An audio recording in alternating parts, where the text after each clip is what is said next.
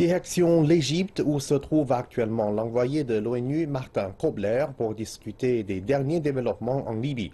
Sa visite intervient plusieurs jours après que le Parlement de Tobrouk, reconnu internationalement et soutenu par l'Égypte, a voté la dissolution de la coalition gouvernementale et appelé à la formation d'un nouveau gouvernement. Reportage de Yasser Hakim. C'est une semaine chargée au Caire. L'envoyé de l'ONU, Martin Kobler, tente de favoriser un accord afin de former un nouveau gouvernement de coalition en Libye. Et il n'est pas seul. L'actuel ministre libyen des Affaires étrangères, Mohamed Sayala, et 16 membres du Parlement de Tobrouk sont aussi présents.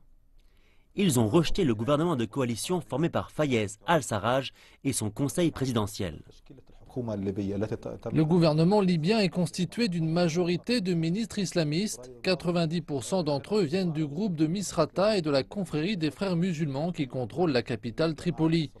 Ils sont impopulaires en Libye et le pays ne sera jamais stable tant qu'il n'y aura pas une véritable unité gouvernementale. Une unité qui inclut des représentants venus de toutes les sphères politiques de l'Est, de l'Ouest et du Sud, et avec une seule armée dirigée par Khalifa Haftar. Dépasser les différences, c'est le but premier de ces discussions au Caire. Cependant, certains craignent que les derniers revers politiques affectent la lutte contre Daesh. Les forces libyennes, soutenues par les frappes aériennes américaines, ont gagné du terrain sur le groupe terroriste à Sirte au cours des dernières semaines.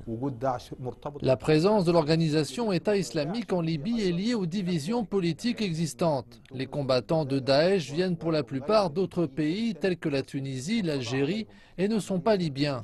Il est donc possible de s'en débarrasser. Nous avons besoin d'un consensus sur une vision politique pour soutenir l'armée nationale libyenne et pour lever l'embargo international sur les armes. Samedi, la présidence égyptienne a salué la décision du Conseil présidentiel libyen de former un nouveau gouvernement. Elle a ajouté qu'elle était préparée à travailler avec l'ensemble des parties prenantes pour trouver un accord. Mais tout cela est loin d'être facile. Il y a 2 parlements, 2 armées et des dizaines de milices qui parcourent le pays. Le rassemblement de ces forces éparpillées demandera beaucoup d'efforts et de volonté politique de la part des différentes factions libyennes.